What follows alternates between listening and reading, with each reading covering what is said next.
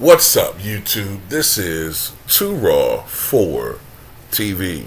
Alright, so before I get into this video, I want to give a big shout out to the brother Joe Bud for the donation to the channel via the Cash App. Longtime subscriber to this channel and my other platforms. And I think he's been subbed to me for like 8 years, man. Much respect to him. I saw your video request. That's a good topic, and I'm probably going to talk about that tomorrow, man. So much respect to you for showing love to the channel. I also want to give a shout out to Who is Hendo, who is the one that put me on to these numbers. Staggering statistics that I was not aware of. So salute to you as well. And please subscribe to the brother Who is Hendo. Please subscribe to his platform. So,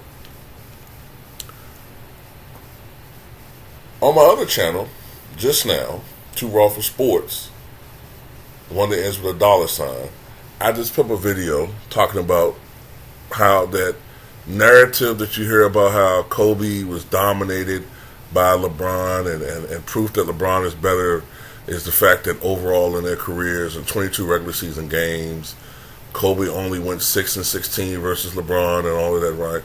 So, you know, that's always been BS anyway because, look, at the end of the day, I could just talk about how, well, hey, what's Kawhi Leonard's overall record versus LeBron James? And they'll have some excuse. They'll have some excuse. You know, there's always an excuse when it comes to their guy.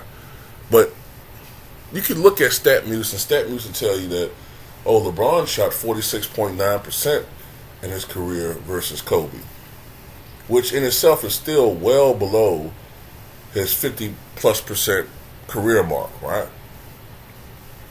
But that's not really accurate. That's just what he shot in the game overall versus the Lakers. But what did he shoot when he was guarded by Kobe, being Bryant, an elite defender? Well, I'll tell you what Kobe shot versus LeBron, 52% from the floor. So how was a 6'6" guard who was about 205 pounds, how was he able to shoot such a high percentage versus someone who was 6'8", 6'9", 270 pounds? I'll tell you why. Because Kobe is one of the most complete offensive package players we've ever had in the history of the game. His ISO game was unreal. His one-on-one game, well, basically the same thing, but his ISO game, one-on-one game is unreal.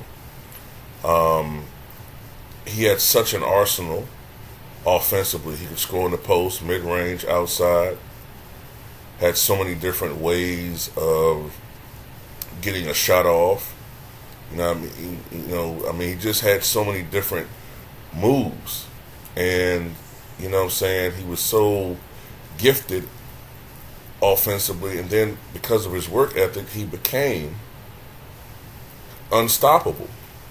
If he really wanted to, in his prime, he could have averaged 40 points a game. Easy.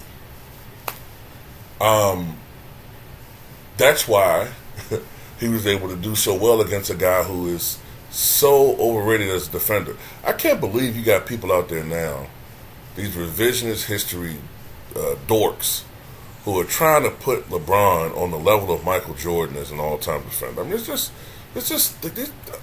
they have no decency. Do you have any decency, sir? At long last, any decency? Joe McCarthy reference. But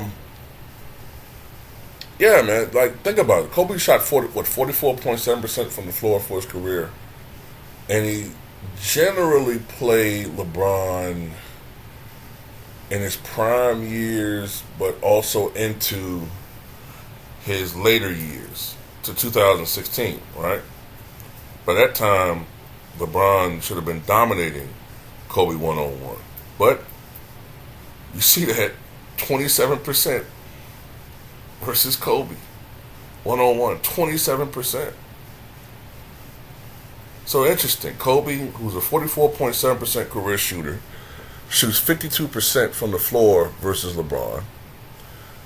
But LeBron, who shoots 50% from the floor, shot only 27%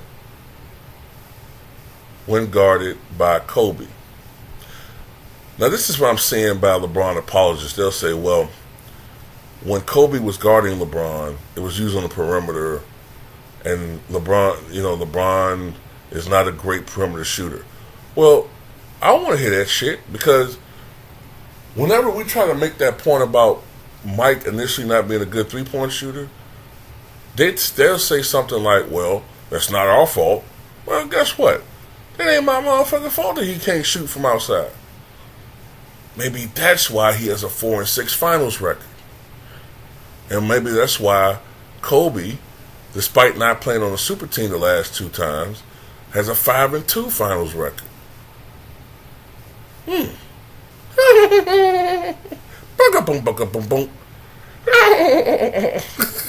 That fucking duck hunt dog, man.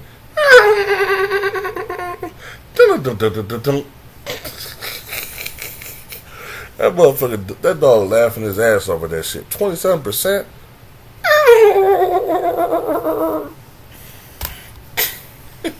Goat my ass. Oh my God, man. It's just that's awful, man. That's there's no excuse for that. 27%.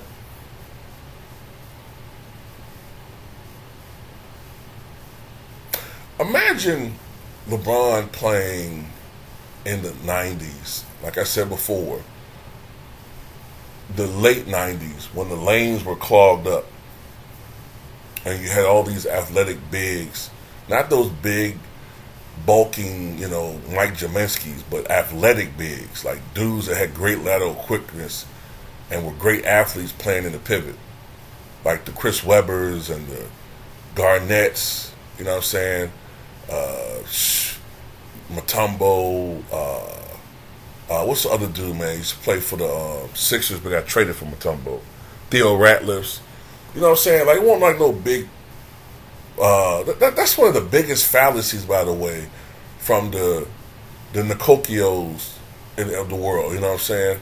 And, people like that. The late 90s bigs were extremely athletic. The 4s and the 5s. Antonio McDyess, Amari Stoudemire, Sean Marion. You didn't have these big,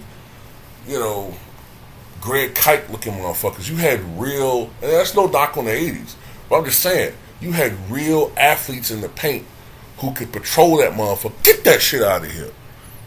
Get that motherfucker shit out of here, man. So, you had to be up on your mid-range. You had to be up on your shooting from mid-range.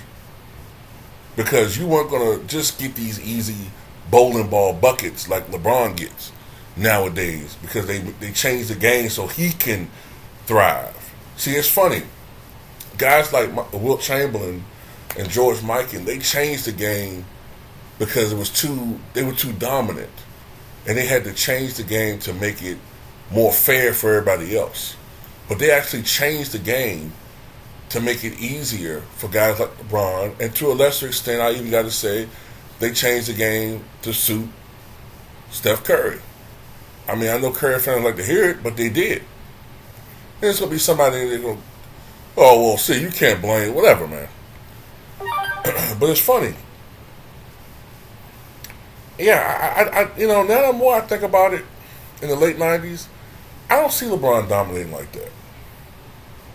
I see him averaging about 23 points a game, maybe 45% shooting from the floor. I see him about 45% shooting from the floor. And I see him sometimes having terrible shooting nights. If he had to rely, hell, he has terrible shooting nights now when outside of the paint. I mean, it's funny. Like his field goal percentage will be like around 50%. They'll say 13 for 27. You'll be like, well, Mike, he shot nearly 50%. Yeah, yeah, because he shot 10 of 12 in the paint. If you take the shots in the paint away, he was goddamn 3 for 15. But anyway, that's all I got to say about it. Tell me what you guys think.